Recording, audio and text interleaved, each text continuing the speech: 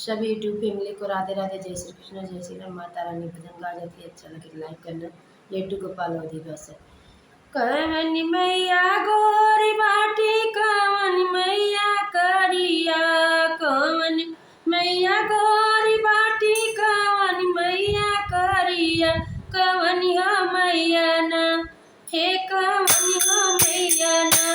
बाटी अंगिया के पातरी, कवन हो मैया ना, बाटी अंगिया के पातरी, कवन हो मैया ना। दुर्गा मैया गोरी बाटी, काली माई करिया हो, दुर्गा मैया गोरी बाटी, काली माई करिया,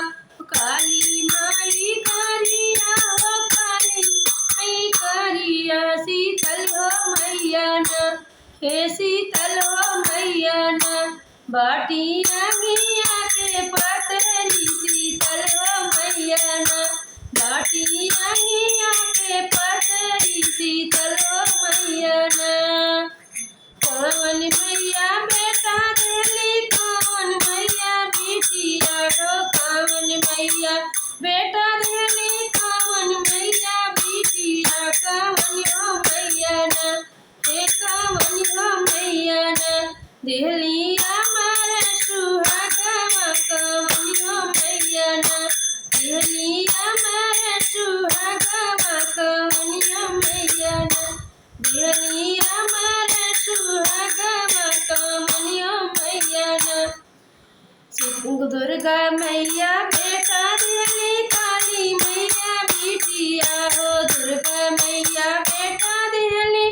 काली मैया बिटिया हो, काली मैया बिटिया हो, काली मैया बिटिया, शीतल हो मैया ना, हे शीतल हो मैया ना, देली अमर सुहागवा, शीतल हो मैया ना, देली अमर सुहागवा, शीतल हो मैया ना, अमर सुहागवा, शीतल हो मैया ना।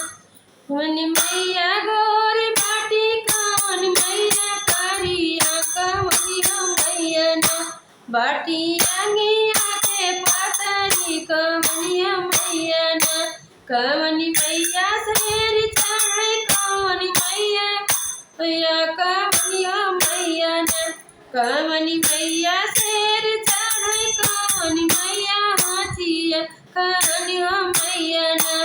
करे गदी कैसा वारिया, कवन हो मैया ना, करे गदी कैसा वारिया, कवन हो मैया ना। दुर्गा मैया शेर चढ़े, काली मैया हाथिया हो, दुर्गा मैया शेर चढ़े, अरे काली मैया हाथिया, शीतल हो मैया ना, हे शीतल हो मैया ना, शीतल हो मैया ना, करे गदी कैसा वारिया, शीतल हो मैया ना, करे गदी कैसा वारी, शीतल हो मैया ना, करे गदी कैसा वारिया, शीतल हो मैया ना। कवन मैया गोरी बाटी, कवन मैया करिया, कवन हो मैया ना, बाटी अंगिया के पतरी, कवन हो मैया ना, बाटी अंगिया के पतरी, कवन हो मैया ना। बोल जयकारा शेरा वाली की जय।